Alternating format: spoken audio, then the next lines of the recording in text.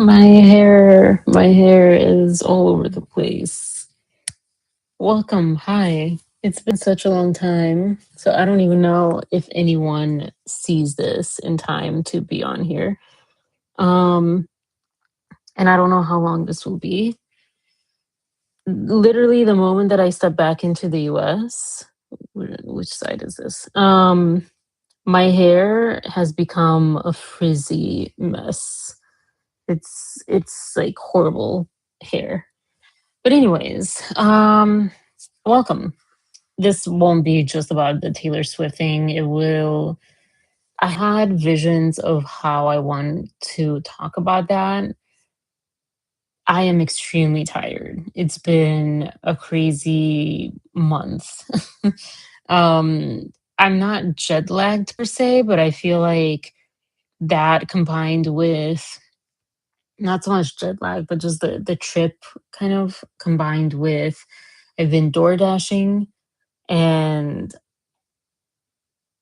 I can't even explain how tired I am right now. So I don't think I'll be able to do it justice to do what I intended to do, which was to go through all the lyrics, just talk about it, not just relating to Blake. I find this album interesting. I find music lately interesting. I feel like music has gotten very lazy. There was someone else that I was listening to, another artist recently, and I feel like music has gotten lazy. This to me feels like a lazy album. And what I mean by that is, yeah, a lot of work went into it. I'm sure a lot of time, effort, money, producing, writing, thinking, etc. But what I think is missing is like reviewing of it and like excessively thinking over like, is this a track that I want to put out there or not? um, I don't know. There's this one guy. I'm gonna share was about him was about Travis on the other one, like So High School was the title of it or whatever. I don't know, whatever. But let me share my screen. I'm also doing this old school. I just on the regular YouTube thing. So I like this guy, Ramos Park. My brain doesn't know what language we're supposed to be speaking. So, anyways. Whatever age that you become famous. Taylor Swift got famous at what, 15, 16? So she will always be a 15, 16-year-old Wait, can you precocious hear young it? woman, personality wise, emotional wise. She's always been that. Y'all just need to accept it. Two, she's not a singer or a dancer. That doesn't mean that her voice isn't able to be used as a texture in a great pop song, like all the songs from 1989, or even through the. She's gotten way much better. Way much better is not is something at singing. I will give her that. But yeah, she's not like a vocalist. She's a songwriter first and foremost. And foremost. Folklore era where her voice just kind of brings this kind of texture to the music. But because she's not a real singer or dancer, flow and cohesion are not innate in her. I will I will criticize one thing. Who says I need? No one says I need. Is that like a colloquialism, like from some regionalism or whatever?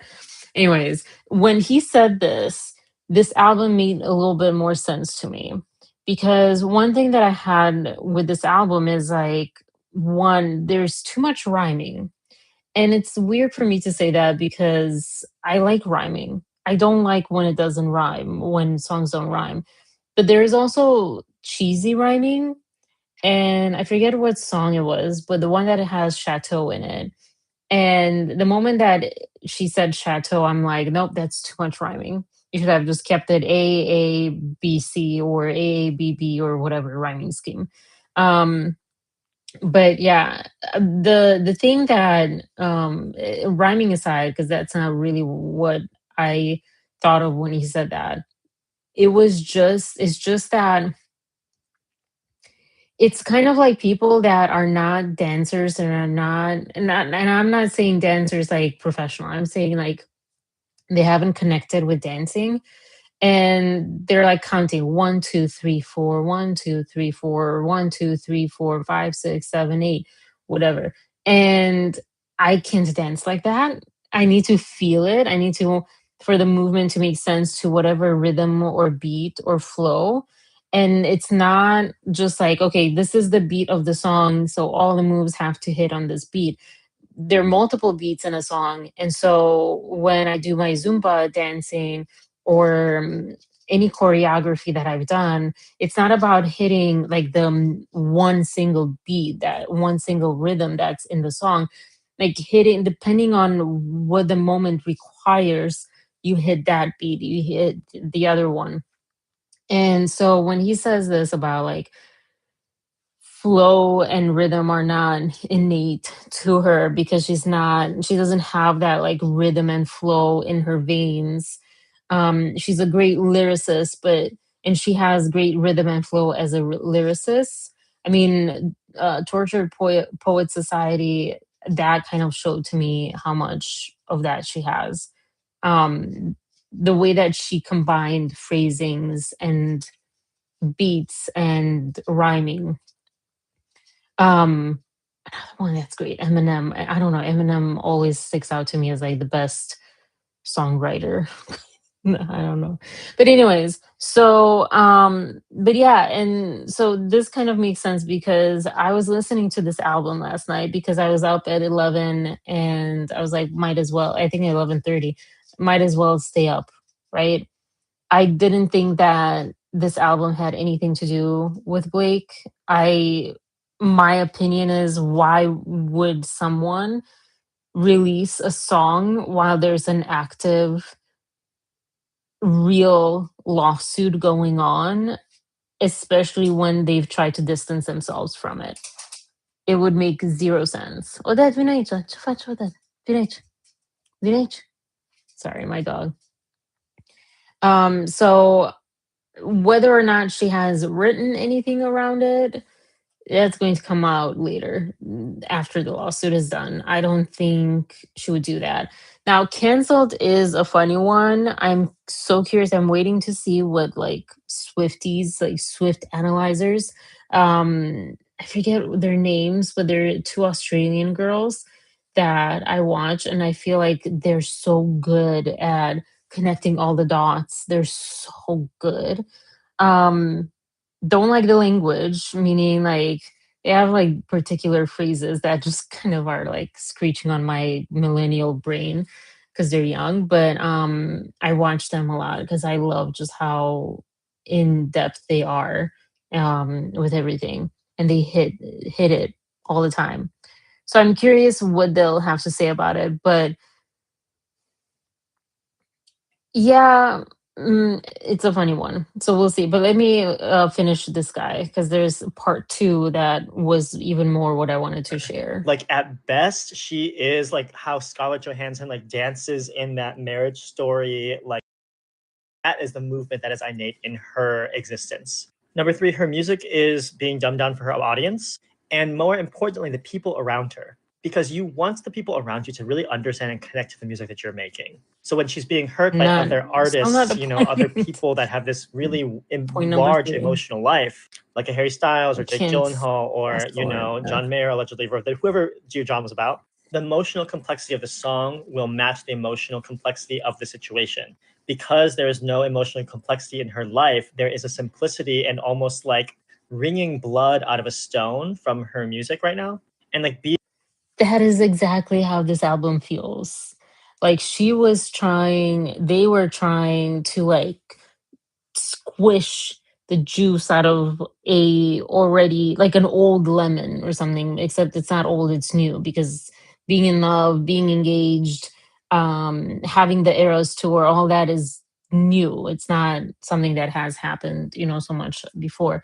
But he said his analogy is better. It's really like it was trying so hard, but there was no substance. Wood is a great example of that. It's provocative, great. There's no substance to it.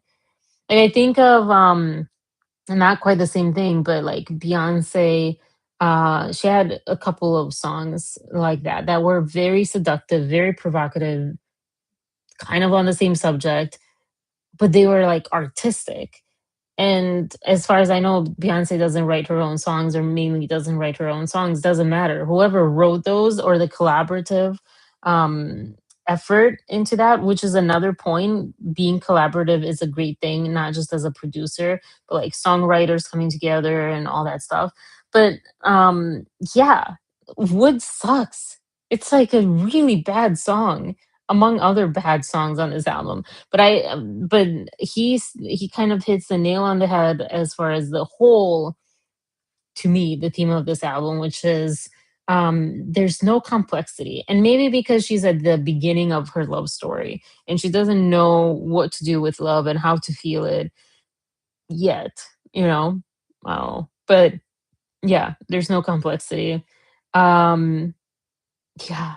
I think this was the one thing. I don't know Being if a yeah, suspended animation 15-year-old is catching up to her. Like she that never too. got to learn new things. And like that Charlie XCX song is so clearly about Charlie's own anxieties about how she moves through the world and nothing to do with Taylor Swift. But because Taylor Swift is still will always be centered in her own narrative, her music will always lack empathy and like any kind of 10,000-foot view about the world or systems. Like if she talks about It's so interesting.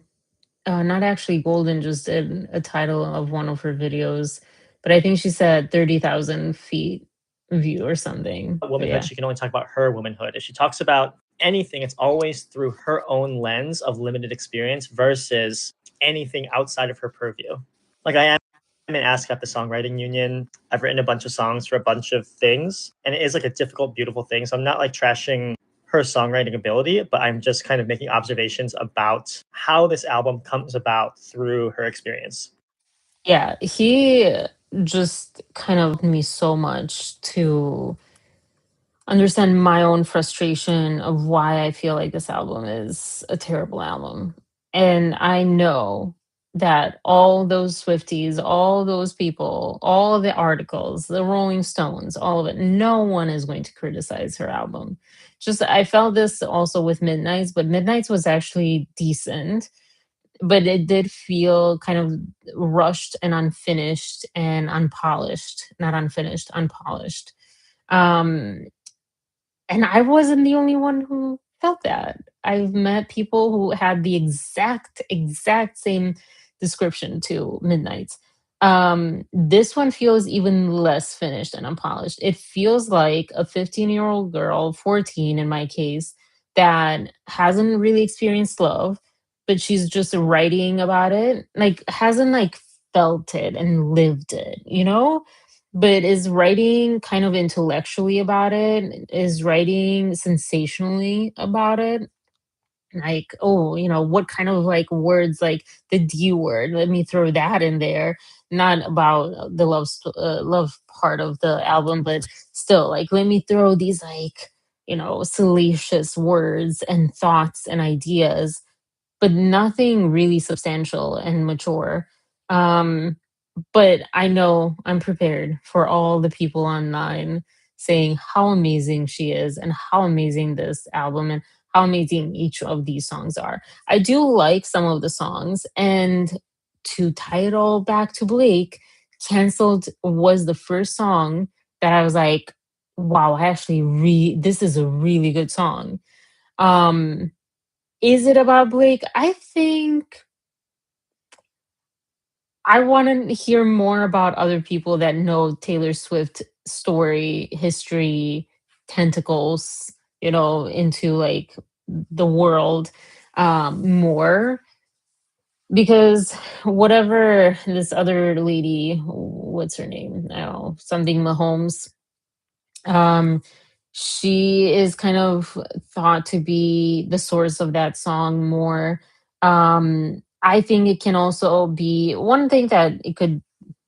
I think to think back at Midnights or at some other songs, it can be an amalgamation, a combination. I can't say the word right now, the big one. a combination of her talking about herself and about multiple different people and situations she's observed.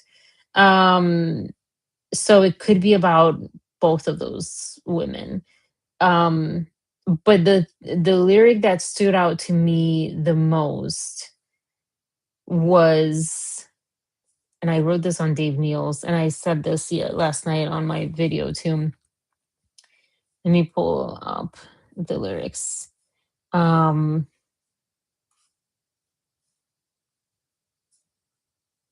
did you make a joke only a man could? And that everyone talked more about, did you girl boss too close to the sun? And I'm like, okay, yeah, sure. But this I feel is the most specific to Blake. I don't know anyone else in Taylor's circle or in general, really, at this moment, but especially related to Taylor or someone that wouldn't she would know or whatever. Like maybe Sabrina Carpenter, but no, she's just being her sexualized self. Um, but Blake is really kind of using a male sense of humor and not landing. Um, yeah, that's my opinion. I don't know. Um, but yeah, I don't know. I really like the song. Regardless of who, what it's about, this is actually a good song. The verse is not so much. That's the thing too. Some of these songs they have great verses. Not much actually. Never mind. Some choruses are nice. I don't know. Um, I do like the venture into new sounds. Love that. I love that part. But some of it sounds like ABBA. I think Elizabeth Taylor. No, it was another Wish List. I forget. One of them sounds like ABBA. Um, and the others, I think Opalite sounds very much, or Elizabeth Taylor, like Katy Perry.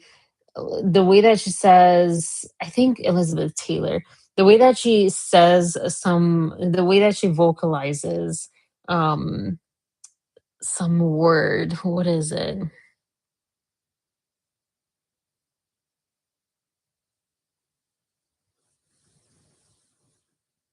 No, it's not Elizabeth Taylor. I don't know. There's like this like darker like ooh kind of sound that Katy Perry does a lot that to me sounds like she's like not in tune. And she Taylor does that on here. I don't remember which one. Um but yeah, I don't know. I could go on about this whole album and criticize it honestly. There's some good in it. I just feel like let's call it a passion project that is not a work of art. This is not a work of art. None of these songs are works of art. None of them. She has had works of art. Exile, work of art. I mean, she has had many songs. Poet Society, Love It, Hated, whatever. Those are a lot of those are work of arts in lyricism, in melody, in the combination of the two. Um, Sometimes they're not, both working hand in hand. Though, yeah, this one has nothing, nothing, nothing. And it does sound like a 15-year-old girl, and that's not a compliment. It's not like, oh my gosh, she's so in love. She's feeling like 15. No. I think there was a missed opportunity with this. As far as having, hi April. Uh I'm I've been crazy. I don't even know. Um well, and I've not done lives, so welcome to my welcome back, I guess. But yeah, I'm glad that you're here. Um I forget what I was talking about now. Um I don't know. Taylor Swift stuff. Um but yeah, I just missed opportunities. two missed opportunities. If this was an album about her love story, her current love story, um, I mean, clearly it's not that deep as far as the one song that was on Torture Poets about Travis. They're talking about like just like not deep stuff, and maybe that's how they fit. Joe Alwyn does seem like he was maybe too deep, but she's very deep as far as songwriting. But I think she is, as Nathan, right? That's his name, was saying, like kind of stuck in a teenager kind of mindset. I know people like that in real life. They don't have to be famous. People don't have to be famous to be stunted at a certain age or maturity. But yeah, and so she missed the opportunity of writing really heartfelt, good love songs, and she missed an even bigger opportunity with the title "The Life of a Showgirl," with the opportunity of coming back or coming off of this like crazy tour, with the shift between like tortured loves to, a love that she's engaged and happy, and like a transition period. She had this like golden opportunity where no one else could experience her life as she has lived it so far and is living it, as far as this mega stardom, mega being mega famous, having, a tour like that, not having a life for 2 years or whatever, pretty much. Not having hobbies, she described in one interview today. But yet, it would be a nice inside look into such a life that would also be as fascinating, as appealing to people that have never and will never live it. And she missed that opportunity. She could have paused on the love stuff, because this love stuff, love songs suck. I mean, maybe for teenagers, sure, I can see that haven't even felt love, but like these are not, neither here nor there, in my opinion, I guess. But I'm really disappointed that none of it was about, even the song "The Life of a Short Girl" is like kind of about it. I don't know, I expected so much more. I do have high expectations. Hello, hashtag fearful avoidant. And just me, I have high expectations of myself and others. And so I'm very disappointed in that. But yeah, as far as the Blake thing, I do think there's stuff alluding to Blake in Cancelled. I My first take was literal. Second take was maybe it's not that literal. Maybe it is like kind of a dig at Blake, you know? Like I like my friends with scars, with imperfections. So like take that, cuz I'm not setting up for you. I'm not there for you. Our friendship is over. Um so swallow that pill, you know? Um That's why, like, I put, salting of the wounds. Like, is she rubbing kind of salt in Blake's wounds with the song? Could be. I also have, like, the third theory that it's an amalgamation, right? That's the word, of the Blake, the whatever Mahomes, the Taylor Swift experience of being canceled, of being criticized, of messing up in a very public way, and in some ways more massively than maybe just a regular person going through life would. Um, Things like that. Yeah. So I, yeah, I don't know. I'm so curious what people will say. That's my take. Um, Really quick, as far as the other unrelated to Blake kind of topics on this, Fate of Ophelia. I'm just gonna go quickly. I'm gonna have to remember which one it is. The songs that I ended up liking are Fate of Ophelia, Elizabeth Taylor.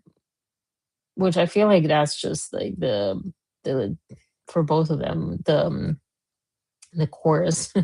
Elda's daughter I had on here. I don't know why. Anyways, wish list. Just I think wish list was more topic wise. I don't know. They just suck so bad. These songs suck so bad. And then canceled, which I think canceled. First verse kind of is not that great melodically, but everything else makes up for it. It's amazing. I think the other thing, she repeats a lot of her old lyrics or sentiments, not a lot, but some, and she repeats melodies from the past that have nothing to do with so it's not like she's singing about the same topic and so she's recalling the melody of one song as a result, or the phrasing from one song as a result. um, I think in Honey, there was a crossover with like a completely unrelated song, you know, for a complete different person in a completely different context.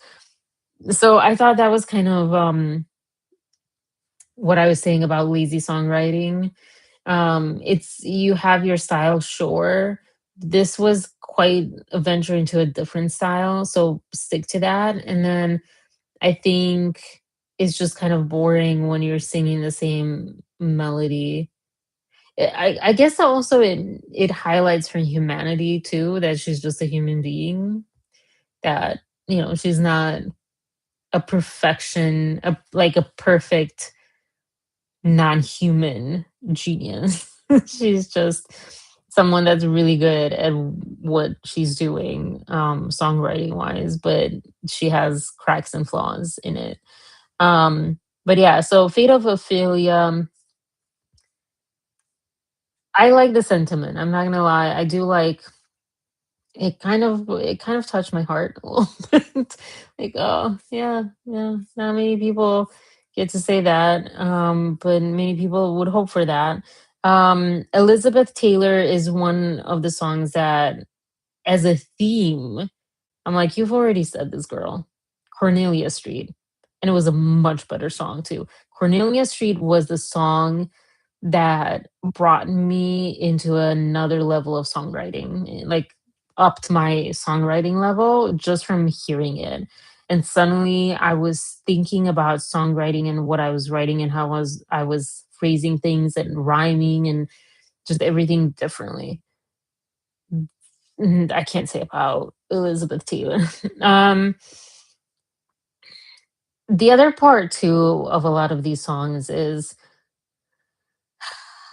I I just literally what popped into my mind, one of the things that popped into my mind was songwriting class years ago when we were told, "Hey, make it specific." Two songwriting classes, or one was like a seminar or whatever.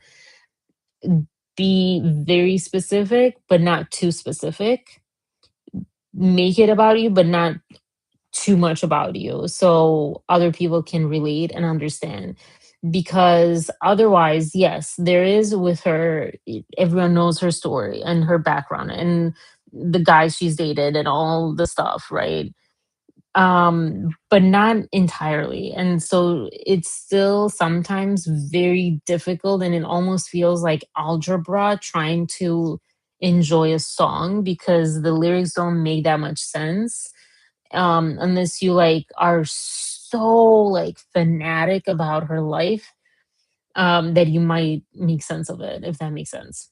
I think this one is kind of like that, but yeah, to me, this one, Elizabeth Taylor, was more like you already did Cornelia Street, said things so much more poetically and beautifully. What is this?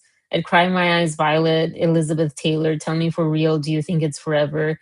The number one, but I never had two. What does that even mean? I want to know, because I might just be stupid slash non-American born, that my brain just does not understand the number one, but I never had two. What does that even mean? I'm sorry, that phrase just drove me so crazy when I was listening to this. And I can't have fun if I can't have uh. Um, Be my NY when Hollywood hates me. You're only as hot as your last hit baby. Been number one, but I never had two, and I can't have fun if I can't have you. Okay, little girl. Sorry, I'm getting. It's late. I'm tired, and I'm getting a little critical and judgy. I think that's super telling about the character Ophelia is that everyone knows she's mad, get the to a nunnery, but coddle and entertain her, much like Blake seemingly gets. Oh, interesting. Hold on one second.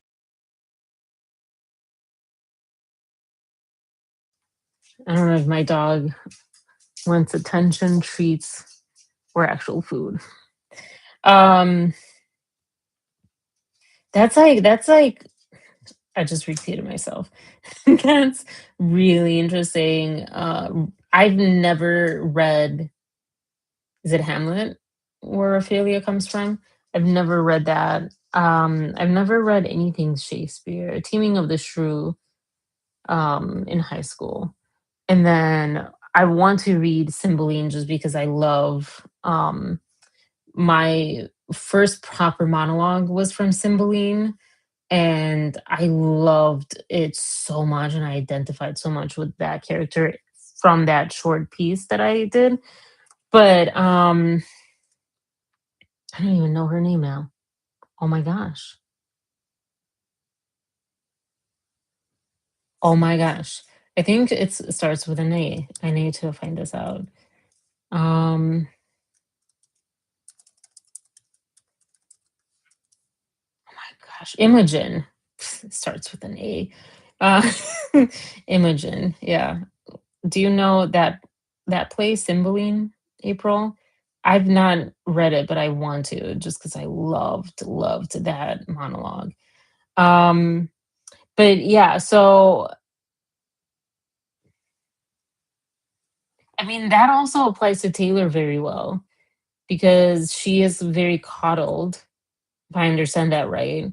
And I'm like I was just saying, everyone's going to come out saying how much this is an amazing album. These songs are amazing because of this X, Y, and Z and her lyrics and her melody. And oh my gosh, look at what she did with that. And no one else does it like she does.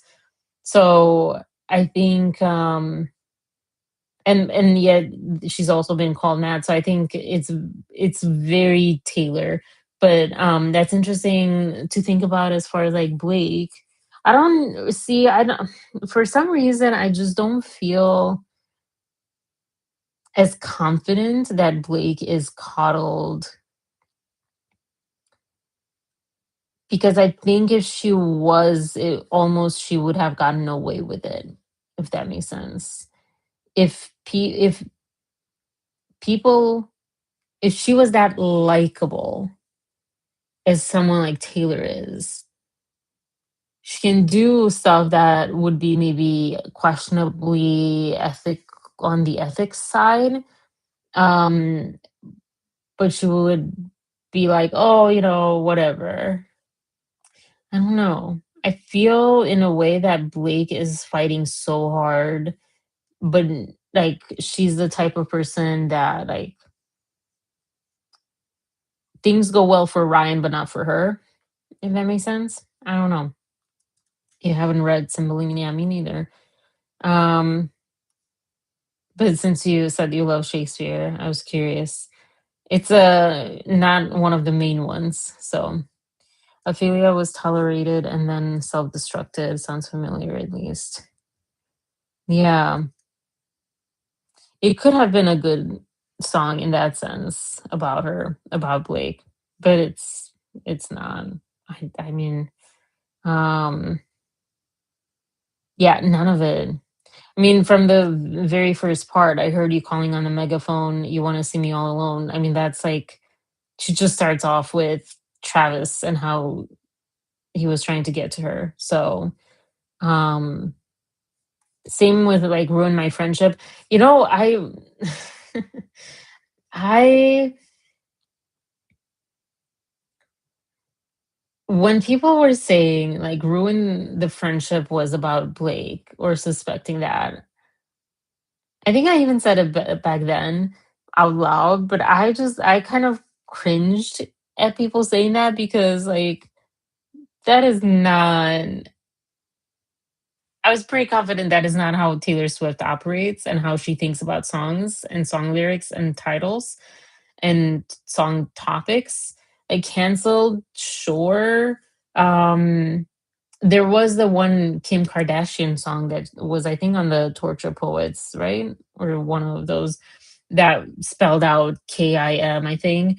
Um, yeah, but even that wasn't that obvious. So, yeah, ruined the friendship. I did not think it sounded like a love story kind of thing. Like, oh, the reality of the song though, it's neither of those. It's really I kind of reviewed it and maybe I'll post my thoughts, but I was listening to it without headphones, so I don't know how much I can post about it. But it made me creeped out. It made me not creeped out but uncomfortable. I felt I to me that song and putting it like that and the way that it sounds to me felt inappropriate. Um it what I gather from the lyrics is that this was like her prom date or something, like real life, and because she mentions her real life best friend from like high school and stuff, and he died, I guess, at one point recently. Um and it's this like basically spoiler alert, I guess. It's kind of meant to be like, hey, like don't live with regrets, ruin the friendship, take the risk because you never know, what could happen and what you regret that it didn't happen, that you didn't take the chance. Um it's just to me it's embarrassing as far as melodically it's so frivolous, and yet it's such a deep, it's both a deep message but it's such a deep topic with this guy, not being alive anymore. And I don't know, it made me very uncomfortable. I don't know. Opalite, I just skipped it down to ruin the friendship. Opalite, here's one that I find interesting because opalite, I had to look it up. It's a man-made, um what is it? Man-made glass known for its milky opalescent sheen. That is kind of like a combination of moonstone and opals looking, and it symbolizes stuff, but it's not a natural stone. And the way that she sings about it is, you made your own fate, you made your own luck, whatever, and so did I, or whatever. That's what I got from it. Um, so yeah, but at the same time, I can't help but think if the sky is now opalite, isn't that fake? Man-made is not real. You had to make it. It wasn't naturally yours to begin with. It wasn't natural to begin with. So those are my thoughts on opalite. I think I did like the chorus to this one, but it's kind of strange. Sleepless in the onyx night. Onyx, I believe, is like the reason that bothered me. Let me make sure. I think onyx is like a protective stone, grounding, protection, and strength. So, yeah, I don't know. It maybe I'm just being overly critical and not understanding on whatever. But this, she also had like absolutely just like trash bridges. And I say that because she has really amazing bridges most of the time. And she has some amazing bridges here, one I think or two, but like I think this one was a failed one. This is just a storm inside a teacup, but shelter here with me, my love. Thunder like a drum. This life will beat you up, up, up, up, up. This is just a temporary speed bump, but failure brings you freedom, and I can bring you love, love, love, love, love. Tell me what the heck that is. Just tell me what the heck that is. So I can't even keep a straight face. This is just a storm inside a teacup. What are we talking about? What is this? Like, this is where, if it's for the Swifties and it's so meaningful to them, I guess good for them. She has a song in here, the wish list song, that says, I hope they get what they want. They deserve what they want. They should have what they want, but it's not what I want. That's my take on this. Like, if the Swifties, if the people who know her inside out, her life, everything, every detail, love this, good for them. I want them to love it. I just think it's ridiculous. It doesn't make sense, and it's stupid oftentimes. Middle school diary, yeah, exactly, exactly. Not even high school.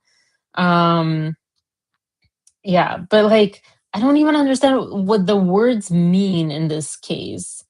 What is a storm inside a teacup, but shelter with me, my love, thunder like a drum? What?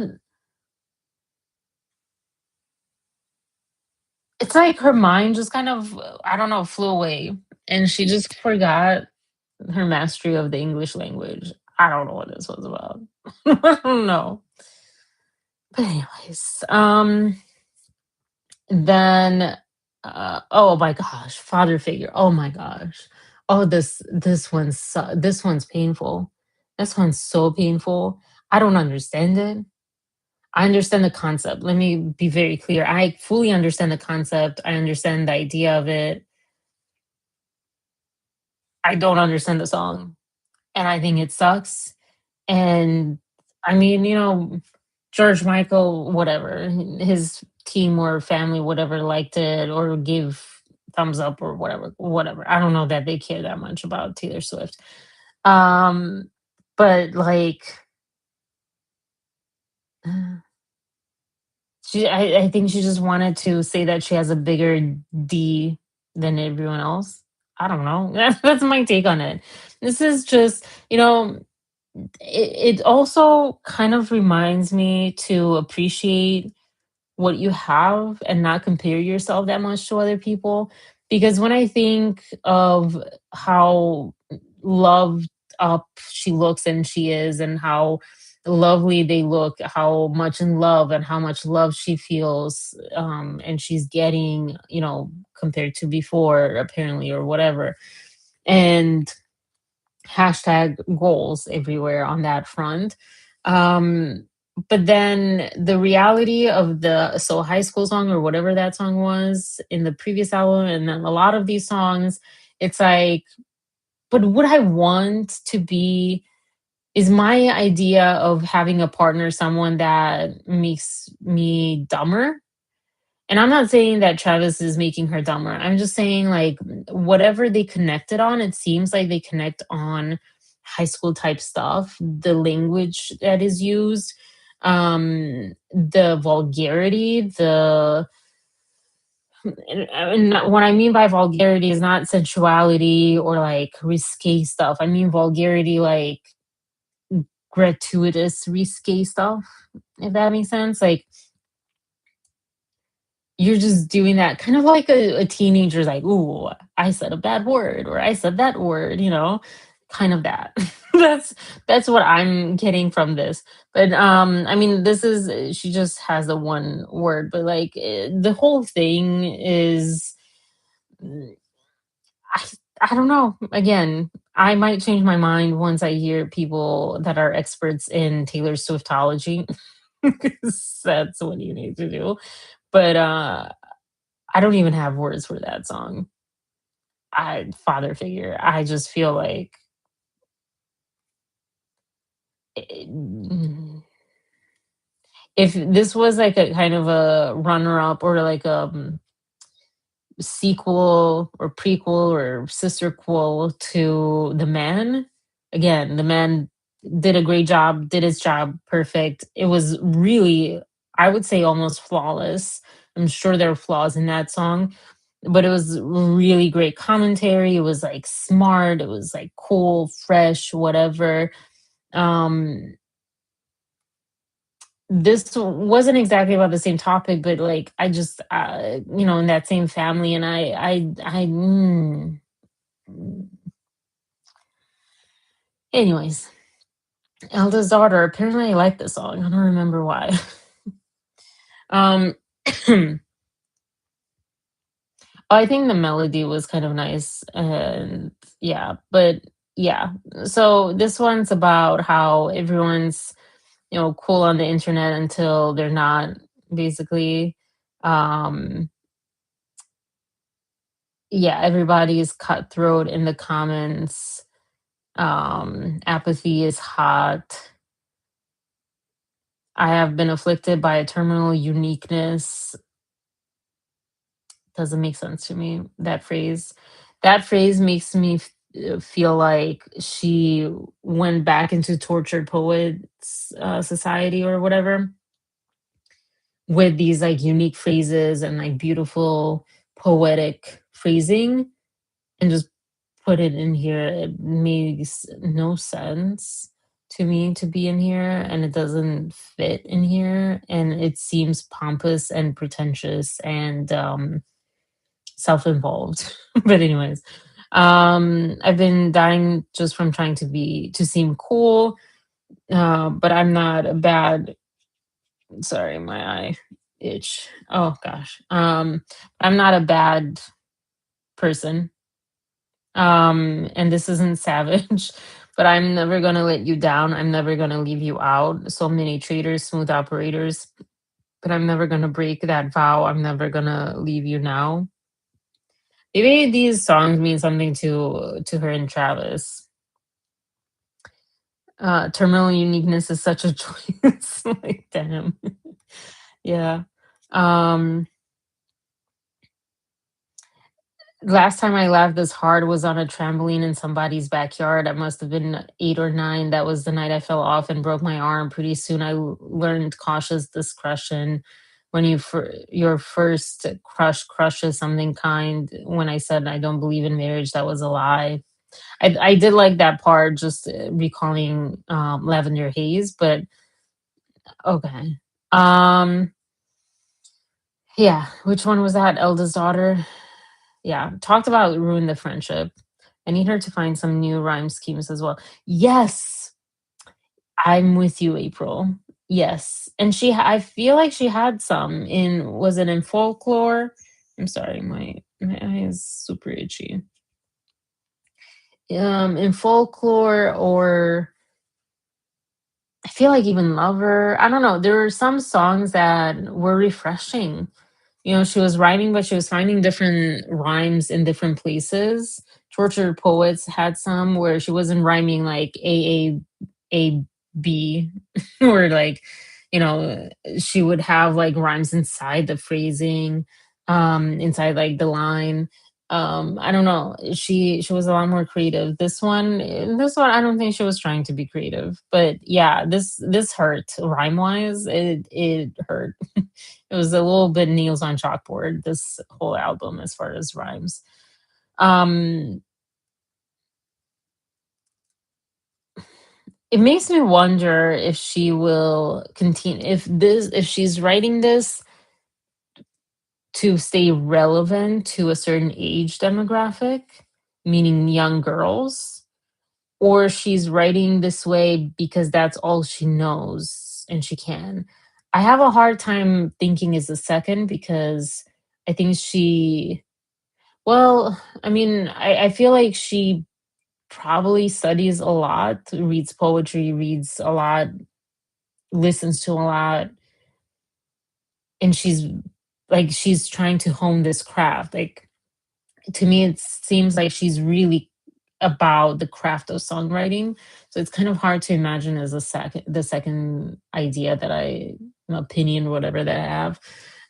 But at the same time, if she's so adored, and she can do no wrong basically, and she's so put up on this pedestal from so many people.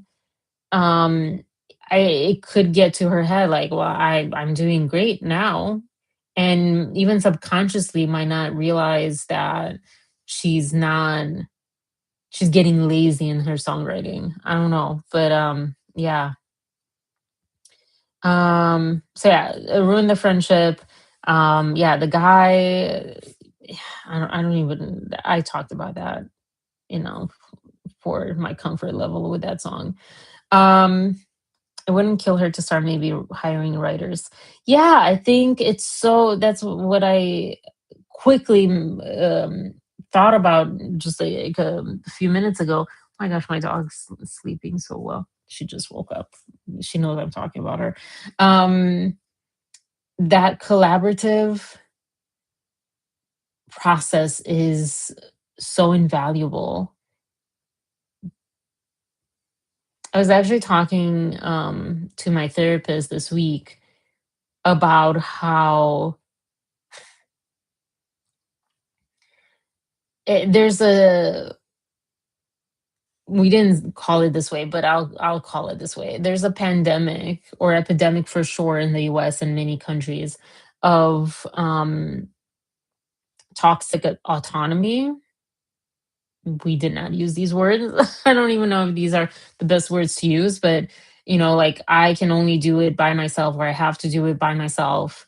And Taylor, I remember, started off, I mean, and it was tough. And I feel like, had to do it at the time where she had to prove, like, no, I am capable of writing my own songs. I am capable of songwriting what you think some older men are writing for me, or whatever, older women or whatever are writing for me. So I think that's great. She proved her point. But yeah, I think it's not enough to write with a producer. I think it's wonderful to write with like a collaborative effort with other songwriters, and even sample or look at what songs are out there.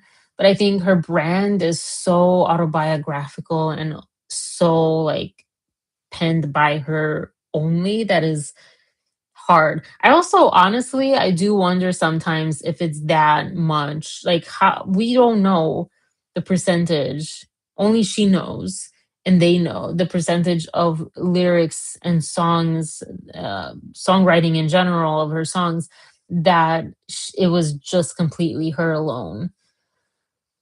Like, one of my favorite songs is Exile, and Joe Alwyn basically wrote that. And that was a beautiful song. I think she wrote the lyrics, or no, I think she said, at least what she said, who knows, but what she said was that he was actually singing the lyrics and this melody just like that. And she's like, I need to have that. So they kind of completed the song together. That's a good example. I don't think Travis will help her with songwriting, or maybe this is this is his work of art right here. Um, ownership, authorship, yeah. Um, yeah, it's like, it just in general, not just the work or anything. Like, and what's funny is that I was also just seeing Michelle Obama, like this clip of her podcast talking about this with some lady that I've seen on the internet. I don't know her name. I don't know what she is, but talks about relationships and things. And they're talking about how, like, there's this lack of community, and people thinking that the nuclear family of like parents and kids, or just like the couple, they have to be able to do it alone, and how that's impossible and not realistic and not healthy, not productive, not useful, not anything. And I think what's also interesting in that thought process is that it's not just like, oh, because it's easier if you have a community.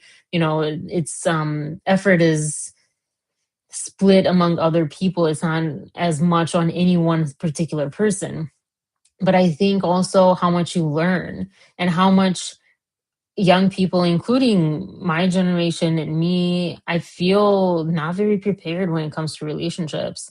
Um, like, I mean, I guess I saw a lot growing up. My family had friends over and stuff, but I don't know about like the new generations. They get stuff from internet and oftentimes from their peers, and that's not where you learn to have relationships. You don't learn it from your peers. Because you're both in the same spot of trying to figure it out. But the wisdom of the older couples, older people, like that's where you learn it from. And you also, but there is also learning from peers. And I remember hearing couples, and like you realize sometimes, like, oh, okay, that's not a big problem that we had. It just felt big because I do think subliminally we've been told of this perfection in coupling up. Um, or yeah, you just kind of have a perspective check, a reality check. But I think in general, we're talking about like getting a ticket or having going through like difficult financial times and having,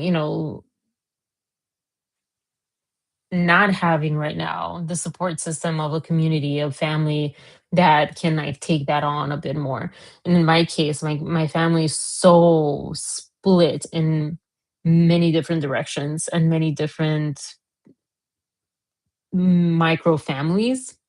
My parents are divorced, so all of a sudden there's not one nuclear family, there's like zero nuclear family pretty much.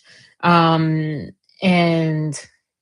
how do you split resources, not just money but attention and time and just everything, and support, um especially when you're like continents and oceans away, um things like that. So, yeah, I don't know how I got onto that. Oh, because of songwriting. Yeah, I think this epidemic of, I have to do it all myself and you have to do it all yourself. Very dismissive avoidant, like you don't lean on me and I don't lean on you, okay? It's kind of that kind of toxic independence, if we want to use the word toxic, just because it hits, understandably better or stronger in people. Yeah, it's just over independence that is not healthy. That it doesn't lead to anything but to a lot of pressure, depression, that you are alone. And you might not notice it. There's a lot of different ways I don't notice it. But I do in other ways feel that loneliness even when I have people, in my life. I have friends, I have family, I have significant others or whatever. Even in those moments there is that loneliness feeling because it's like, yeah, I have them and they have me, but we don't really have each other. um yeah, I don't know. I'm going on about something else. Speaking of that, though, I'm working a lot on the relationship coaching thing, so I'm excited about that. I'll fill you guys in the closer I get to like actually launching it. Right now, I'm reviewing all the material, all the course, did my website, all that stuff. So yeah.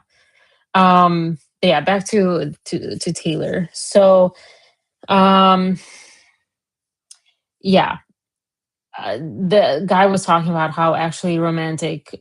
A lot of people unanimously pretty much say this is about Charlie XCY, whatever her name is. Um, and how Taylor, the Nathan guy, how she took it personally because there's a little narcissism in there. But yeah, I didn't think of that. I just thought like,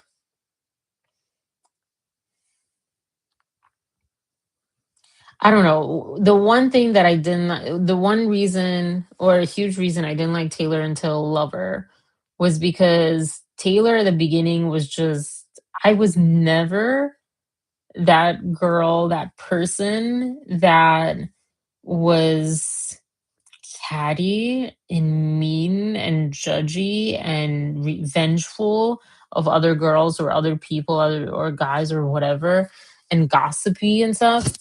And so like yeah, I can't really relate to songs like this.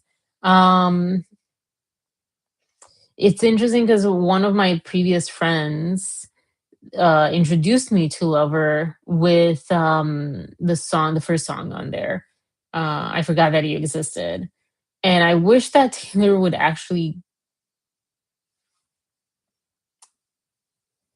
be in that space more than, oh, I'm going to talk about you. You talked about me. I'm going to talk about you. I'm going to put you down because you put me down, or I think you put me down. Um, yeah, but I hated that. I forgot that you existed song. It was like I never even ever listened to it, ever. Because it's also just, like fake. If you really forgot, you don't actually say that kind of thing anyways. But yeah, so actually romantic is it's a twisted song. Like, oh, it's actually romantic how much you hate me, because you hate me so much that it must mean that you think about me all the time, and it's almost like you're flirting or whatever. um You think I'm tacky, baby? Stop talking dirty to me. It's not a nasty, but it feels like you're flirting with me. Um, I mind my business. God's my witness that I don't provoke it. It's kind of making me wet. Again, this sexualizing of lyrics. It's like, to me, it's like, what is wrong with her? But like, there are people like that. I don't know. I just, again, I'm like, are we not in our mid-30s? And to me, it's like I guess like it's hard for my brain to really accept that someone can get stuck at whatever age they got famous, they got married, they got, whatever, adulted into the adult world. Um, because when you have so much fame if and so much adversity, I feel like you should grow up faster and mature more and better and faster. And so I guess I do expect Taylor Swift at 36 to be not like your average 36-year-old. And what I mean by that is like American 36-year-olds are not that mature. So 36-year-olds in America seem to be more like 26, 28-year olds in like Romania or Europe or elsewhere, really, because of the hardships. But someone like Taylor that has had hardships, bullying on like this massive scale and all that stuff, it does make me have a heart. It does make me, gives me I have a hard time understanding how that has not matured her. But, whatever. I digress. Not really digress, but yeah. Um and again, I feel like this offends many people. I think there's like sensual and sexual and all that stuff. And then there's like tacky and vulgar and like, again, my way of using vulgar is like you're saying those words and ideas and they're not warranted and they're not mature.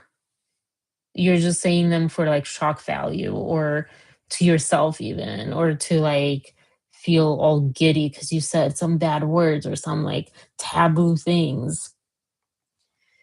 Anyways, wish list is cool. Oh my gosh. Um, another one of the lists. I feel like there's a couple of these where you just list stuff. She lists what other people want, like the yacht life. I can't say it. Under chopper blades, they want those bright lights. Balenci's shades. Are we not can? Did we not cancel Balenciaga? Anyways, um, the fat butt with a baby face. They want it all. Complex female character. Maybe that's a dig to Blake Lively, who keeps talking about complex female characters. They want. I take that back. That is 99%. I'm 99% confident that's a reference to Blake Lively. Yeah, because she talks, she's like so like constantly like there's not enough complex female characters in Hollywood, and it's my job to make this happen. And it's like, no, girl, that's you that's not getting those. Everyone else is getting those complex characters. Freaking Jennifer Lopez got complex female characters in the early 2000s, like enough and other things. So it's just you. It's saying something about you. So yeah, I guess that is, I would say that is a dig at her. Um, and I say this is a dig at her or whoever, because she says, they want all of these things. The Oscar in their bathroom. Or on their bathroom floor. They want it all. And they should have what they want. They deserve what they want. Hope they get what they want. I just want you. Have a couple of kids, got the whole block looking like you. This melody is what's the song on Midnights? Da, da, da, da, da, da, da. Gosh, I forget. But that's basically, she just borrowed that melody on here. But it's her melody. She owns it, so whatever. But lazy. Um, but yeah, we tell the whole world to leave us the F alone, and they do. Wow, got me dreaming about driveway with a basketball hoop. Boss up, boss up, settle down, got a wish list. I just want you. I don't know. Cool. I like the sentiment. Is it a good song? No. It's a really crappy song, but good sentiment. And I do like that. She talks about like having kids with him and all that. I don't know. That's nice. Would Don't think I have anything to say about this that I haven't said, which is great. You think you're a grown up because you're saying these things. Makes you less of a grown up, but okay. Yeah. If I want anything that's actually, again, sensual and exciting and making me hot or anything like that, this would not be the song. Um, there's what is and I love that. Oh my gosh, I can think of uh Drunk in Love, yeah, by Beyonce. That to me is like one of the top ones. Um and Partition, yeah, she did it right. But moving on. Um yeah, it also took me forever to understand what um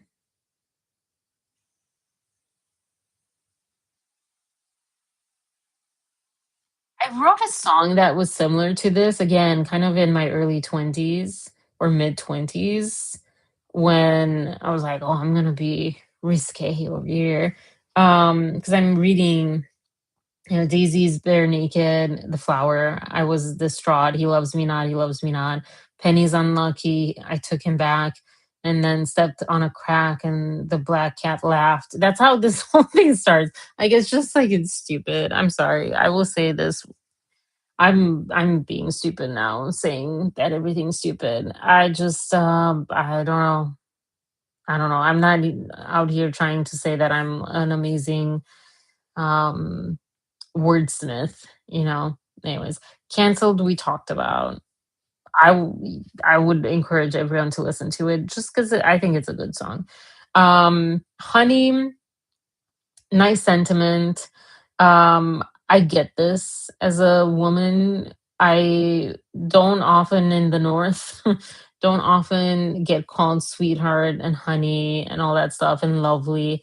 But I've had people. I worked at a restaurant that there was a couple of people. There were a couple of people that would say honey or sweetheart or whatever, and I was like, "Oh, this is what people are talking about." Like, yeah, that's disgusting. And it being condescending, and she's like, "But you can call me that because you actually mean it." And because I'm the one you want, and blah blah blah. So I don't know. Cool. That's about it on that one. And the final one, The Life of a Short Girl with Sabrina Carpenter. Um,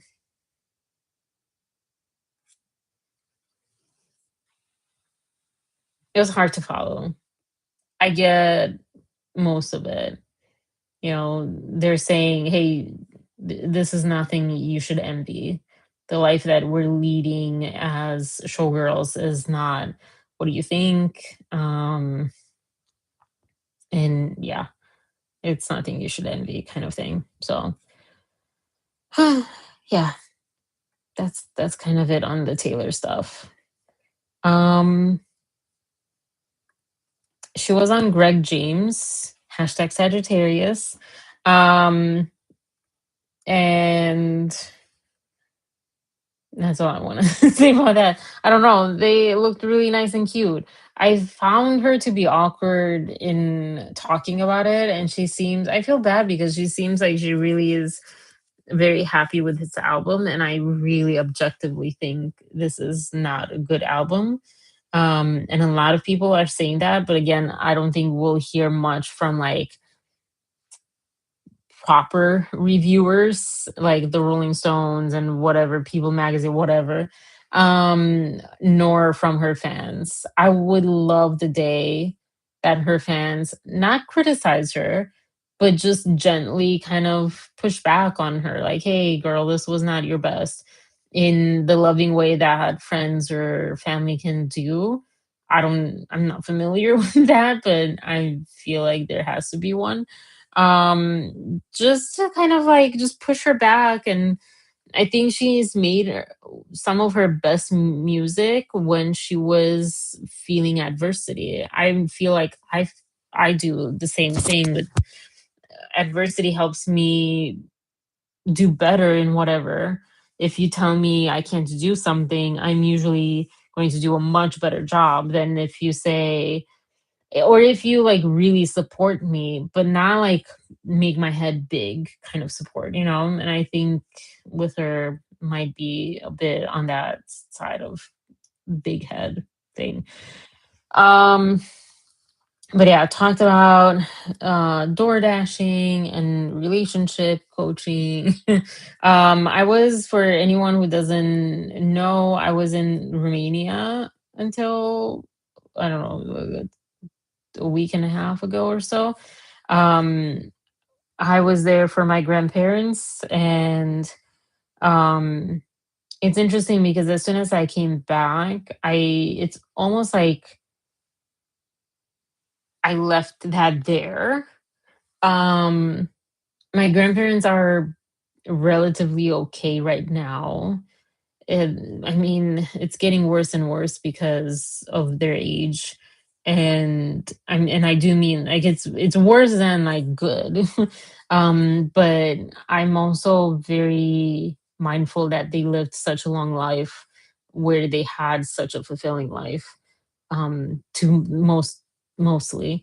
Um and I'm very it would have been hard not to see them and spend time with them because I don't know how much more they have left, like literally. And I hadn't seen them in like 5 years, so, or 4 years. So it was kind of a last minute, really rushed travel. Everything kind of stopped. My lives stopped. I just everything really. Everything. I just put everything on pause pretty much. And it's weird to be back. Um and it's very stressful because I'm back with very stressful times.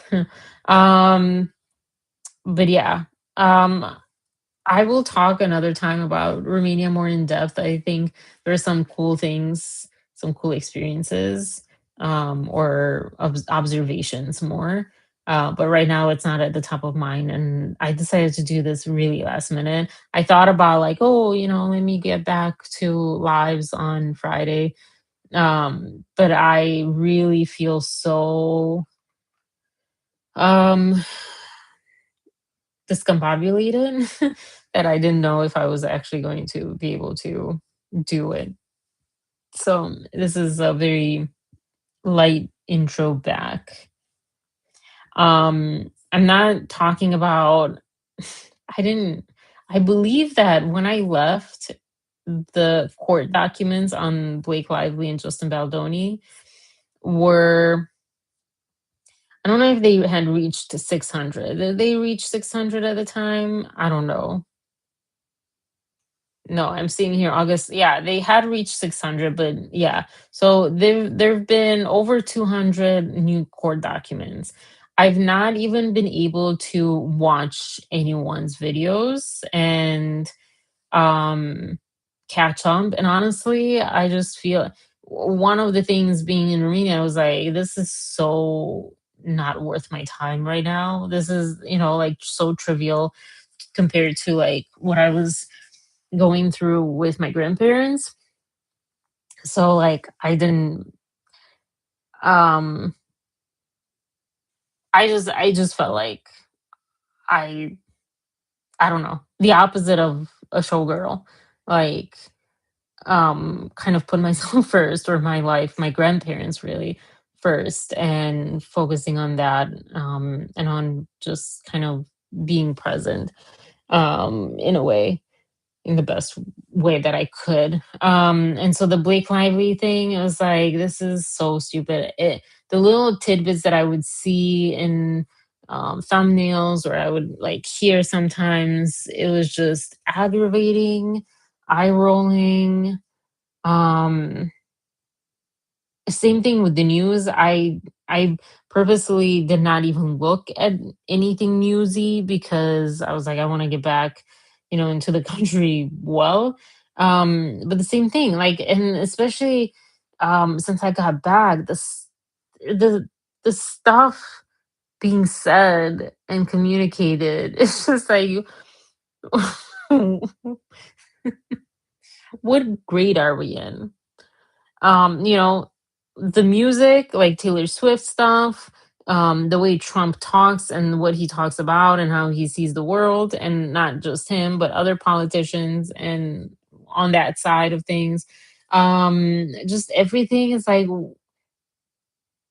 why are we being led by like middle schoolers or whatever? Like, what is going on? How is this making any sense? This Yeah, I don't know. It's ridiculous and painful at the same time, beyond my ability to deal with it and process it right now. I have bigger fish to fry in a sense, but I'm also aware that, the politics of it all is like something to keep an eye out, and to um, try my best to be involved in not losing our freedoms and our life, our quality of life, our um yeah. But I have no idea how to do that. Do both. I don't know. That's kind of the reality. But yeah, with the Blake Lively stuff, that was the other option. I was going to go through the documents, but there's so many. I don't feel like it. I don't feel like it. If someone could catch me up on it, I would appreciate it. Yeah, and the other thing with the Blake stuff, especially after leaving the US, but even before, I it hurt. I'm not gonna lie, it hurts my ego, or really it's not my ego, it's my inner child that's really finding it painful to see other people having bonded over it, other content creators, um, being friends, developing friendships and connections, and like connecting over it, and knowing about each other and talking with each other and talking about each other. And I'm on the outskirts. And I was here from a little bit after day one, like a month after. I was, well, technically I was here from day one, but on my vlogs, but doing lives and things and videos on it, not so much. Um, so yeah, it just kind of, my inner child feels that like there's something wrong with me wound a little too much, too close to that to that fire. So I think that's also another reason I kind of distance myself or just have a hard time coming back. And it's kind of like, why bother kind of mentality of, because it's not working out in that sense. And to me, I think anything that I do requires the sense of belonging and community. And when I feel like disconnected from that, I have you guys, but also been away for so long. And yeah, then it's hard for me to like get up and do it when I feel alienated. And like everyone's hanging out without me kind of thing, whatever Mindy Kaling's book's name was. Um, so yeah. Take your time, it's nothing. I appreciate that. Except I kind of do as far as content creation to a certain point. That's kind of the point of being a content creator, to kind of suck it up and do it anyways. But yeah, I appreciate that. That's American Great Level Child. Yeah. Or rubes. I don't understand that one. But yeah, yeah, we're in big trouble. The American education was the joke of the world for a long time, and now we're also feeling the consequence of that in a not so funny way. Let's just say that. Um, I have a couple more bullet points. One is, this is just personal venting. One, the Apple update, the Mac OS, iOS, Apple OS, all the OSs, all the operating systems got got updated from 18 to 26 because we don't do math in Apple. And the one thing besides that, every single piece of equipment, including my pretty new laptop, um, is much slower and has glitches.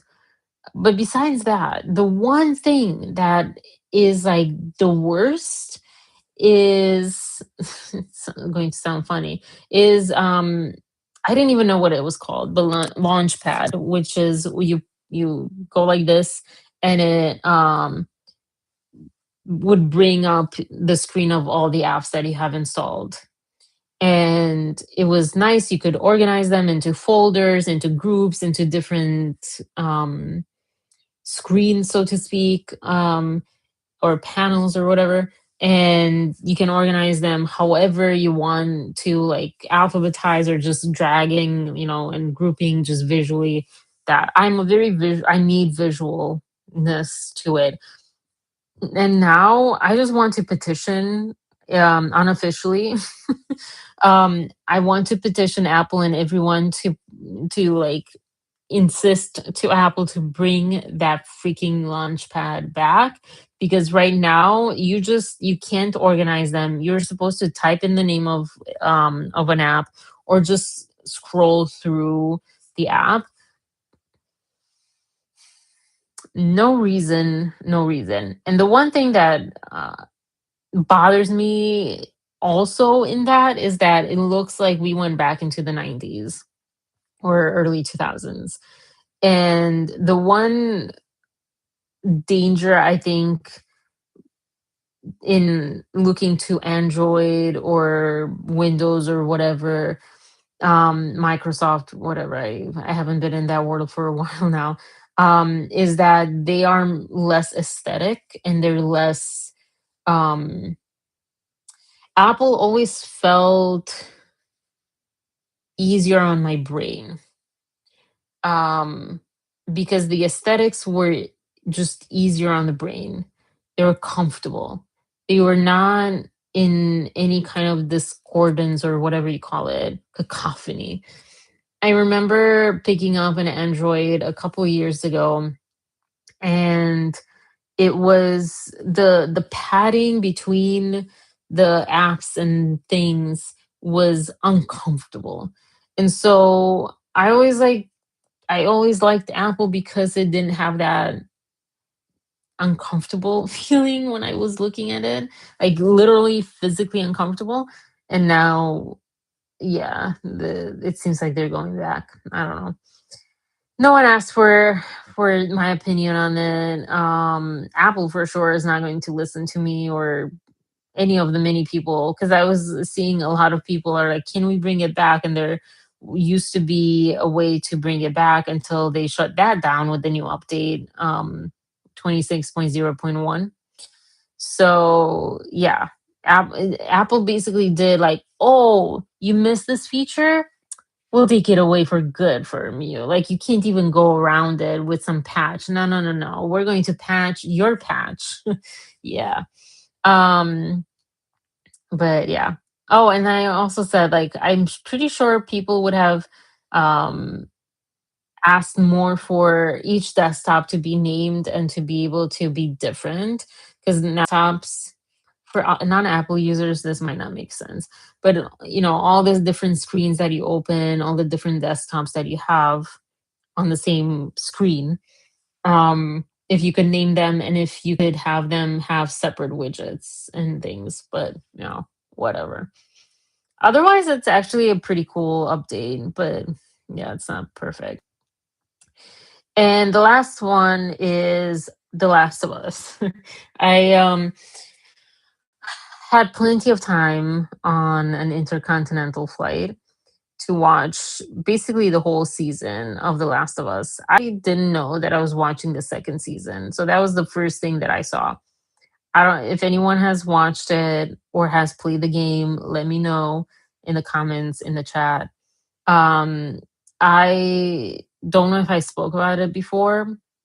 I spoke about it on this one video a couple of days ago, but um I as far as I remember, it was the only game that I was really like I couldn't play because because Nelson had the surround stereo, and the not boom boxes, whatever boxe, whatever they're called in English, on the sides. And so these clickers, these zombies, uh, all the zombie sounds would be very um, surround sound and like in different directions and a little too realistic. And I think just the sound itself was very creepy.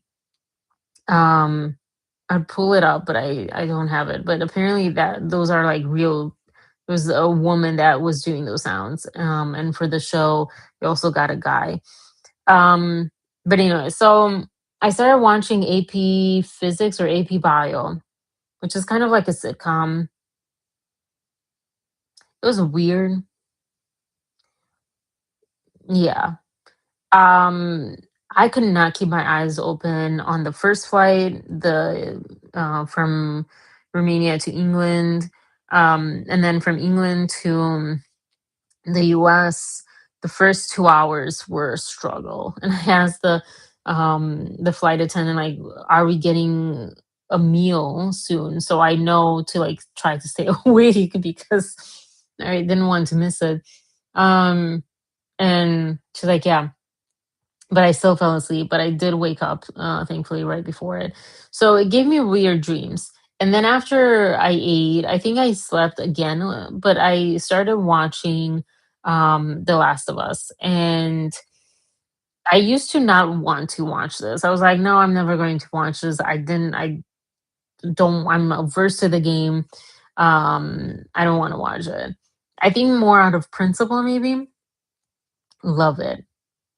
The second season, especially to me, I feel like starting with the second season was the best way that you could introduce me to this. Because I don't know, it just felt more digestible to me. And yeah, the first season, the first episode, I hated. It was way too adrenaline spiking, and um I hated it. I really appreciate the feel of video gaming to it, like in the car, the way that they filmed it. And every episode, really, I hear like when you hear the voicing, kind of like in video games, how you hear like the other characters or side characters or whatever in the background. And they did that same thing um, with the show. So I appreciate those elements. But yeah, the first season is harder. Episode 3, I think, got okay for me the first season as well, but I'm watching that now. Um, and yeah, it was just funny because like I didn't understand so much of it. 'Cause I didn't know that I was into second season. Because I was so tired and I just, pressed it. And so yeah, so there were a lot of things like that I was thinking, like fireflies, and um I don't even know what other terms. And I'm like, I guess we're going to find this out later. I was perfectly comfortable to not be spoon fed from the beginning everything. Like, just learn as you go along, kind of like language, learning a language or just anything as a human being. You don't have the answers first. You understand it by like continuous exposure to it, and you get more pieces and more pieces and you put them together. So I did not mind. I did not think of anything of it, that I didn't have so many answers from the beginning.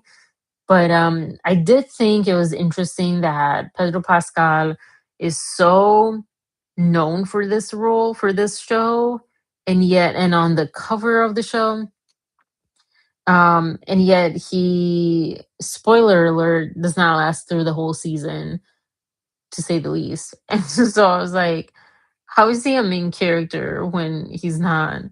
And then when I found out, oh, there was a whole first season, then it made sense.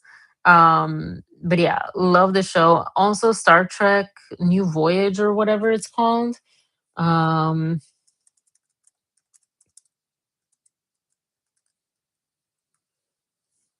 Strange New Worlds.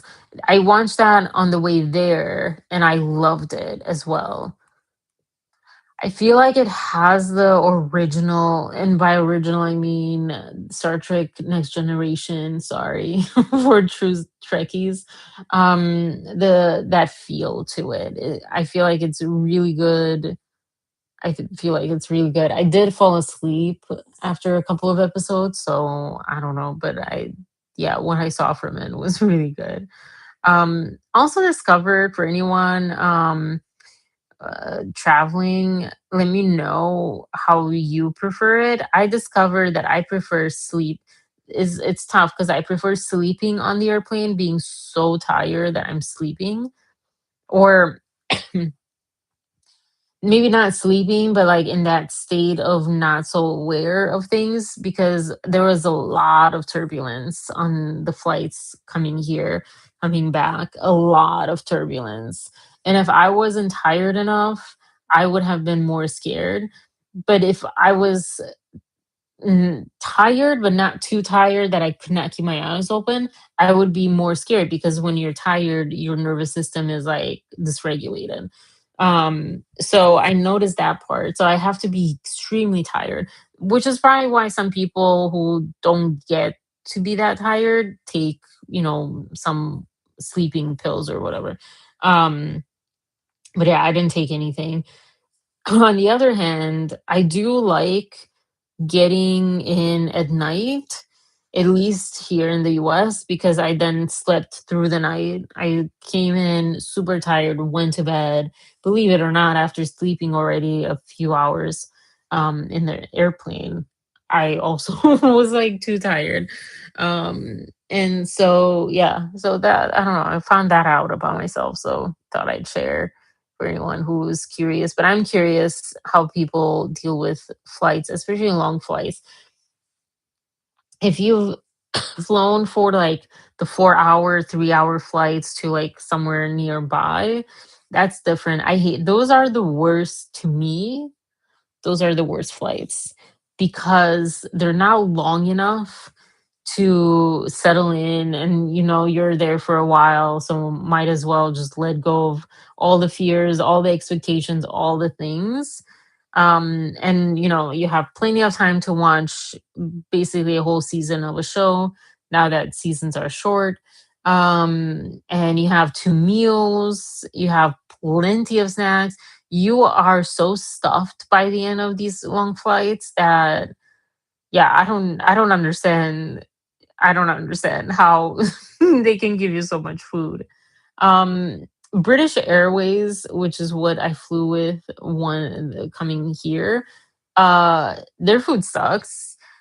Swiss was good. KLM or whatever was good. Um, Virgin, I love Virgin. Those were good, but British sucked as far as food.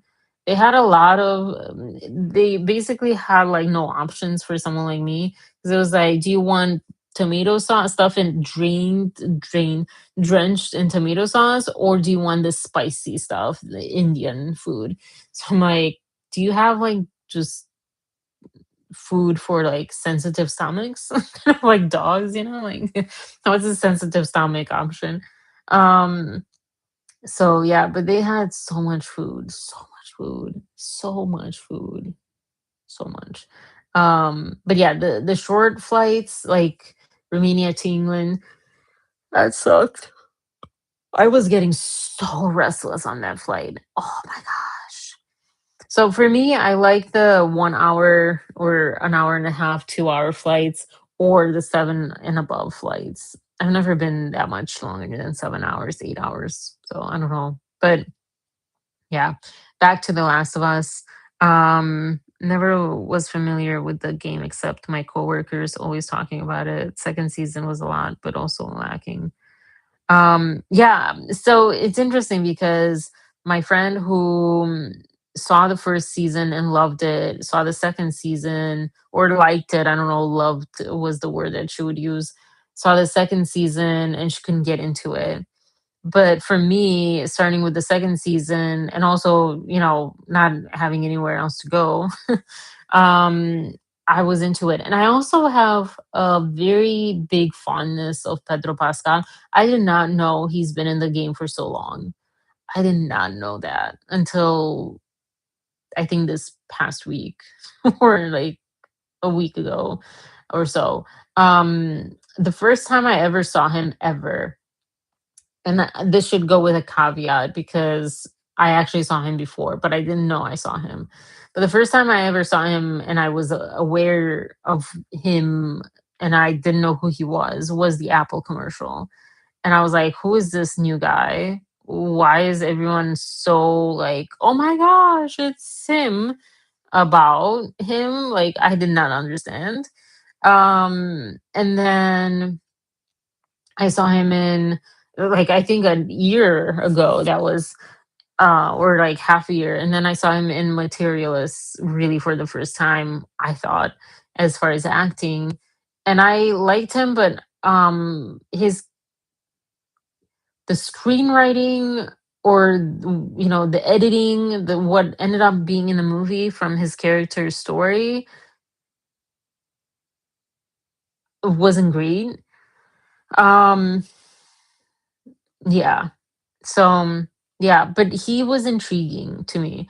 And then I saw him in Fantastic Four, and for some reason, Fantastic Four was the one that I was like, I'm intrigued by this guy. It's not that I don't have a crush on him. So when I say that I like this guy, I don't mean in that sense. It's more like this intrigued kind of thing. I don't know. Something about he has like some X factor, like something about him. But apparently he did not have this all the time. It happened to me before with Ewan McGregor, or his name would be more like Ewan, but I call him Ewan because I didn't know how to pronounce it when I first saw it. And I had a huge crush on Ewan, or Ewan, but so it's not quite the same thing, but similar in that, like I saw him. I think I saw him in Star Wars first or something. I was like, oh, he seems interesting. And then I saw him in Moulin Rouge, and I was like, who is this guy? And then I saw him in Train Spotting, and I was like, who is this guy? Um, and I think the same thing with Pedro. And it makes me also think of like not giving up, don't give up, because like he has been acting for so long. He was in Buffy. He's unrecognizable. Let me pull that up for anyone who's interesting. um, but yeah,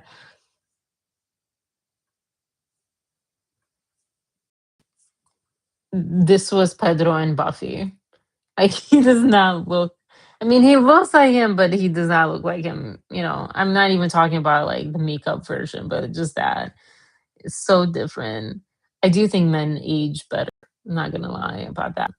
But anyways, so yeah, and yet it took him so many years to get to the point where he's like movie, show. Mandalorian, never saw it either, but that was I guess big. Where he's huge. He's in Apple commercials and all that stuff. Odette, no, Odette, my no. Um, so yeah, now my nose itches. I've been watching because I like Spidey, the behavioral guy. The um body language, not behavioral, body language guy.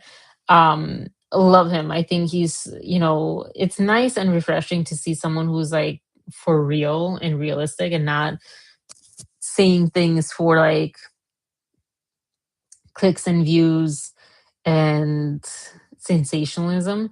But he did a video before I left after I had seen Fantastic Four on him and his co-star in Fantastic Four. I forget her name. She was in The Crown. Did not know that, but yeah. Oh, and then he also was in Game of Thrones. Don't remember that, but um, yeah, it might have been because I did like a massive back to back to back to back. I almost did not sleep for like 2 weeks that I was catching up on the show because I had refused to watch it, was not interested in it. Anyways, long story. I ended up watching it in 2 weeks. The whole Game of Thrones, the whole like I was at work working. I was working, but I had Game of Thrones on the side. It was a lot. So I think by the time he showed up, I was burned out, or I don't know because I don't remember him. I don't remember much from that show, to be honest.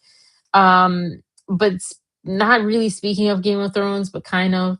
I was thinking also. So I was watching Spidey talk about it, and I'm not gonna lie that it's kind of how I felt with Blake Lively's CRD complaint. When people like present an idea, it's almost like you can't unsee it and you question it. And I remember with Justin feeling that same way, except Pedro I know nothing about. With Justin, I had seen him quite a few times. Jane, I watched Jane the Virgin. I saw interviews with him. I saw him with his co-stars. So I knew a lot more, that it was like kind of discongruent in my mind what she was saying to like what I saw. With Pedro is not quite that because I don't know him. So it's really hard because I'm like intrigued and I like him and I'm like rooting for him. I feel like great that he has this this moment happening right now, but then also like he is very touchy feely. And I think it goes into, if I was a comedian, I would tie this so much better. But I think it goes into what I was saying as far as we're uncomfortable. Well, I wasn't saying this, but it's tied into how we're independent. We're toxically independent. We're too autonomous. We don't have a sense of community. We lost the natural way of being human. And in that sense, and so I feel like that might also be a big reason why this is very triggering to many people, including me, to be honest. I don't know if I would have noticed it if I wouldn't have had it being pointed out to me. Um, but yeah, except for with Bella, because she does look so young, and it's like it is kind of like what? But it kind of not so much from him, but from her to him. But either way, like I think that my kind of hypothesis is we're very uncomfortable with touch. There's also like cultural stuff. I remember like Romanians are more touchy feely. It depends, but there's different cultures. And is he from Chile? I think, I don't know. I feel like Hispanic cultures or Latin cultures. I'd say Latin, like French, even, and Romanians and Italians, not just like the whole Southern America, pretty much. In Spain, got more touchy feely and close, and not as weirded out as Americans. Americans can be so like unhealthily um detached from personal touch, where it's like pathologized. Is that the word? Um, I remember this like study or article or something about Japan, how there's like just more fetishes or whatever in Japan because they're so suppressed as far as like not being able to um be sexual. Kind of like when people, and I don't know if this is like scientific, but the idea also that if you suppress someone from drinking until 21, they're going to like be more likely to binge drink or get drunk or whatever when they're younger because it's illegal, and they're doing something bad or whatever. So, um, yeah, that's kind of like my take on it. But I don't know. I don't know. I still jury's still out for me, honestly, on that. But on Spidey's video, he clearly showed like it was not one sided, and it was fully reciprocated and reciprocal, not just reciprocated. I can't even speak. But whatever the one actress name from Fantastic Four, she was very much equally touchy feely and involved emotionally and stuff. Um, but the conversation around it is interesting psychologically, because it's true that it does exist, the possibility out there, or this does happen when someone is uncomfortable, but um someone that's like higher up in power. I mean, what's going on with Blake and Justin, and except it's not quite the same at all, but more the reverse of like Justin being kind of however Bleak was setting the tone, because she had so much more authority over him, um not just in money and fame, but just connections and um I don't know. So in that sense, like, yeah, like with Bella, like how much is it, like is there a blurred line there? Um but yeah, I don't know. I don't know. I'm not trying to um give much to that rumor that he's being inappropriate and stuff, cuz I don't think he's being inappropriate. Um, but it's really interesting how uncomfortable we are with how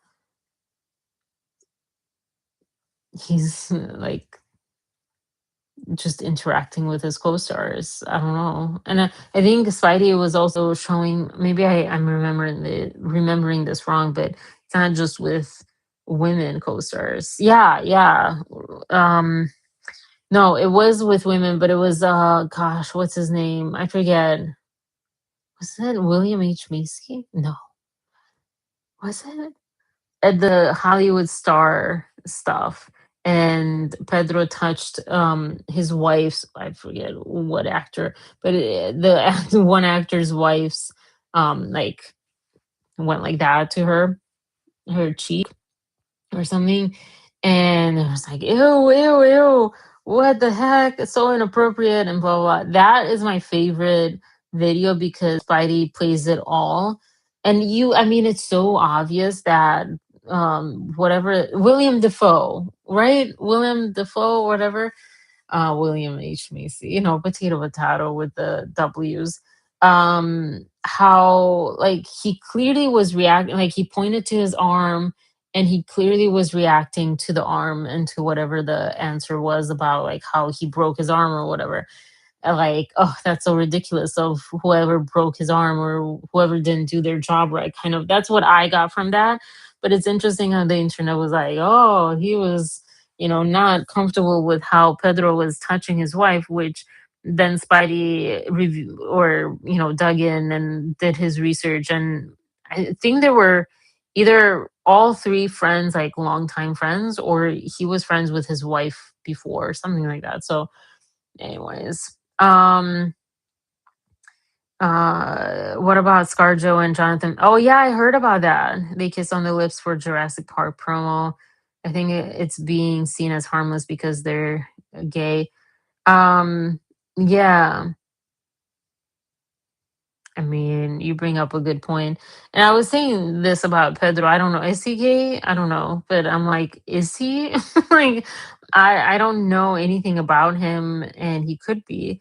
But it's interesting because like I don't feel like that should be the differentiator. But it's probably yeah. But I feel like enough people were like, what? Because I even heard about that. Um the one point that I had left here, I think it was the last one. Yeah, of Pedro, and this goes into answering that kind of, or yeah, um, either Pedro would not survive or Blake would not survive with Pedro, like on set with each other, because I mean he is so. I mean she would actually feel um aged around Pedro. If she feels SH around Justin, who didn't really touch her, wasn't touchy feely, was not emotional, was not, like that. He was like spiritual and he was whatever, but like he was deep and connecting, but he wasn't Pedro, Imagine and I do think, or so it seems at this point, I've not seen that much of Pedro or that first name basis. But I've not seen him enough of him to have a huge, huge understanding, even, on that level of who he is and how he is. But like it does seem quite sensitive. So like she would tear him up in more ways than one. And yeah, that he does not deserve that. No one deserves Blake Lively. I do have empathy for her. I do have I feel bad, and I think it's coming from such a place of no one really hears her, ironically. Like on the outside, I think it's easy to see, well, she's a star and she's beautiful and she walks around like she owns the place.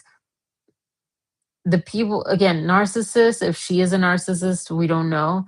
But I'm saying that because that's like the most extreme and the one that people talk about the most is as people who don't care about your feelings. They don't. who are dangerous, who are, full of themselves, etc. The thing about narcissists, though, is that they are the most deeply insecure people, um, or one of the, some of the most deeply, deeply insecure. And that's why they have to be perfect. They have to be perfectly loved. They have to be number one in everyone's eyes or whatever. They have to be flawless in everyone's eyes because they cannot deal with their own imperfections. They were they learned in life that, um if they're imperfect, they it is the most dangerous thing, basically. So, um I do feel for her because you can see that she is not really winning. Everything that she does, even before this lawsuit, it was a struggle for her because someone who isn't struggling, you can see it. I don't know. Anyways, another time maybe going into more details. But she would destroy Pedro and would like scream, bloody sh at the top of her lungs with him. And same thing with Scarjo, Scarlett, and Jonathan Bailey.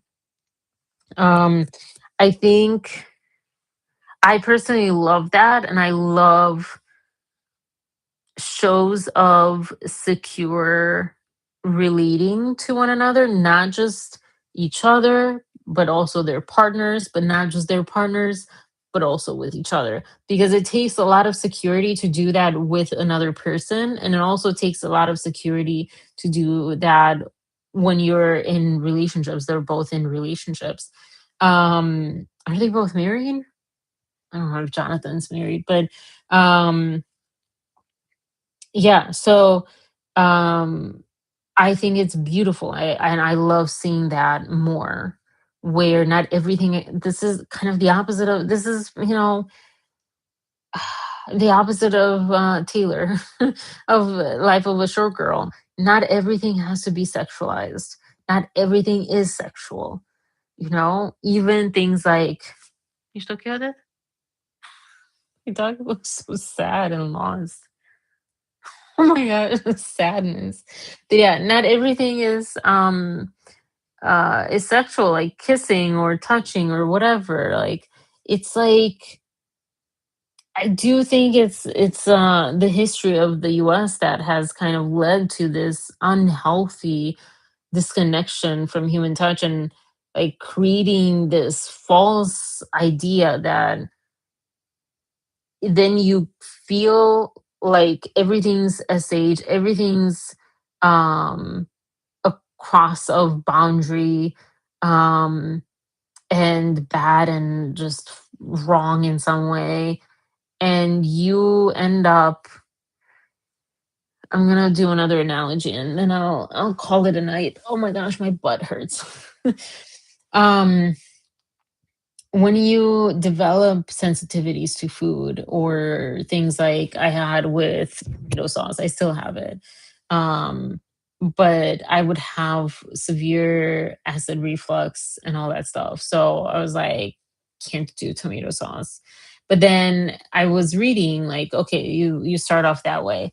And then your body is like, okay, cool, we're good without tomato sauce. But then suddenly you're not good with bread. You're not good with, meat. You're not good with this. You're not good with that because, um, I'm not going to go into the details because I don't have them at the top of my mind. But the root of the problem wasn't fixed.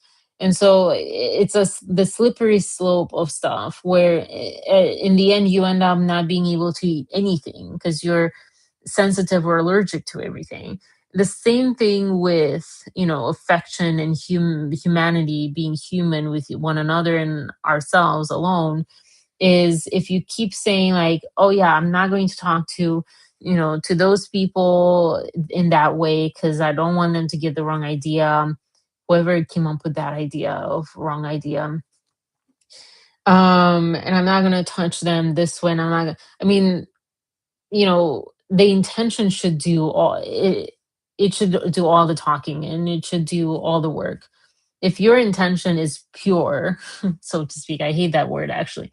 If your intention is not sexual, if you are kissing someone on the lips, or you're touching them, or you're putting your head on their shoulder, I mean, freaking, like, this is like so crazy. Like, Pedro is like just a disgusting human being to some people because he put his head on his co-star's shoulder. Like, what the heck?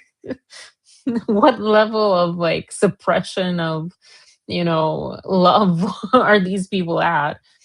Um, but yeah, I felt it though coming into the US, and I still feel uncomfortable with affection a lot of times with human touch. But I was very acutely aware. I was like, ooh, this is not good for me. Cause I was, even before, I was like more shy and stuff. And suddenly, like, I'm being told these messagings of like, yeah, this is wrong. This is, it's sexual if you do this, even though it wouldn't have been, or if they do this or whatever. And yeah. So yeah, I'm very happy with both of these instances. We need more of these type of things. Unless it's bad, I don't know. Again, I'm not in either of these people's worlds and minds and hearts. But it seems innocent, all of them. So yeah. Um, but yeah, went on to a speech. Thank you, April, for being here. This made my night because I was so kind of terrified, like, oh my gosh, I haven't been on here for so long, like, who's going to notice that I'm coming live, um and it woke me up a little bit because I was like falling asleep, but now my butt's asleep. So I need to get up and move a bit. You made my Friday, so many good Fridays here. Yeah, yeah. I don't know, I'm trying to do this program that's Mondays, this, like, trying to do an entrepreneurship kind of help thing course, to help me with the coaching. So, but it's not Monday night, but it might be a little too much, I don't know. But yeah, I think I want to get back on Friday lives because yeah, Fridays were some of the best ones because it was like the weekend and we were all just weekend vibing. But yeah, it was fun. It was fun. I not talking about Blake. I don't really know what to talk about or how to kind of organize the channel. I'm not saying that I'm not talking about Blake or I won't talk about Blake. But at one point it will stop, and it might be sooner than we think. There's this summary, not summary judgment, this whatever judgment. And then I just heard, I didn't even, I mean, I was out door dashing, but I didn't even know much about the hearing, but I hear that um he's like delaying it until summary judgment, whatever this judgment was, motion judgment, judgment motion something. Um and so yeah, I mean, that's like, I guess, usual to have these motions or whatever, but yeah, it might be over before the trial. I don't know. So then what, we're all are we all going to talk about, kind of thing, Um but yeah, I don't know. I am so happy that we got to talk and that you're here. And I am going to end this before midnight. This is crazy. But it was a good start back, I think. Hopefully. It was weird. I didn't provide that much value as far as like Taylor Swift and whatever Blake Lively thing, I think, but I don't know. That's my take. Also want to share, if anyone, and by anyone you're kind of the only one here, but anyone on replay too. I post drawings on here almost all of these are tutorials. This is not, for example. Um, and these are not. And these two, and this one, and I think I don't know. So, but yeah, this is my Instagram where I do tutorials on Procreate on my iPad and post them. Or this is actually real life art. When I was trying ink, whatever you call it, alcohol ink. Well, and then 3D acrylic and stuff. So I should get back into that. But yeah, I don't know, just random, nothing really to do with this channel or anything. But yeah, um, cool. So now it's weird. I don't know how to say bye, but um, yeah, thank you, April, and thank you for anyone else who is watching or has watched or whatever. And I will see you guys next week, and we'll see what we'll talk about, and what else, other crazy stuff will happen around the Blake thing. All right. Have a good night, April. I have a good night, everyone, or morning, or whenever you're watching this. And I'll talk to you later. Bye.